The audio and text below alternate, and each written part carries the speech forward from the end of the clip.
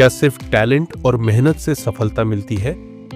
हर exam में top, हर सवाल का सही जवाब, फिर भी हर जॉब इंटरव्यू में रिजेक्शन।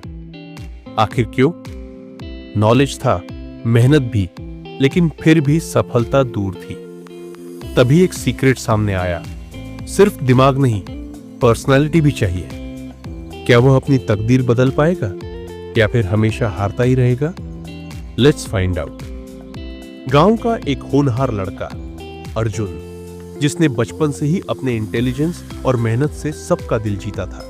वह हर एग्जाम में टॉप करता, हर सवाल का सही जवाब देता और लोग उसे जीनियस मानते थे। लेकिन एक रहस्यमयी चीज थी, जितना वह पढ़ाई में आगे था उतना ही करियर में असफल। हर बार जब वह किसी जॉब इंटरव्यू में जाता, रिजेक्शन ही मिलता। एक बार तो ऐसा हुआ कि इंटरव्यूअर्स ने उसका रिज्यूमे तक नहीं देखा और मना कर दिया। आखिर ये हो क्या रहा है? अर्जुन का दिमाग घूम गया। एक दिन उसने अपने बचपन के दोस्त राज को फोन किया। राज, मैं हार गया यार। सब कहते हैं मैं इंटेलिजेंट हूं, लेकिन फिर भी हर जगह रिजेक्ट हो रहा हूं। समझ नहीं आ रहा कि प्रॉब्लम क्या है। राज ने कुछ देर सोचा और फिर धीरे से पूछा, अर्जुन, जब तुझे रिजेक्ट किया जाता है तो तेरी बॉडी लैंग्वेज कैसी होती है? मतलब ये कि जब तू इंटरव्यूअर के सामने जाता है तू कैसे खड़ा होता है, कैसे बोलता है, कितनी बार आंख मिलाता है, कितनी बार तेरा आत्मविश्वास डगमगाता है। अर्जुन चुप हो गया। उसे एहसास हुआ कि हर बार जब वह इंटरव्यू के लिए जाता, उसका दिमाग सिर्फ टेक्निकल आंसर्स देने में लगा रहता। वह कॉन्फिडेंट दिखने की बजाय नर्वस हो जाता, उसकी आवाज धीमी हो जाती और उसकी पर्सनैलिटी डल लगती।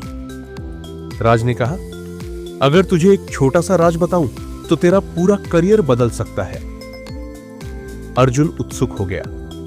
Personality is the key. सिर्फ नॉलेज ही नहीं, तेरा बोलने का तरीका, body language, confidence, dressing sense, ये सब सक्सेस में बड़ा रोल प्ले करते हैं। लेकिन मैं ये सब इंप्रूव कैसे करूं? राज ने कहा, तेरा असली टैलेंट तब निखर कर आएगा जब तू लोगों को इंप्रेस करना सीखेगा।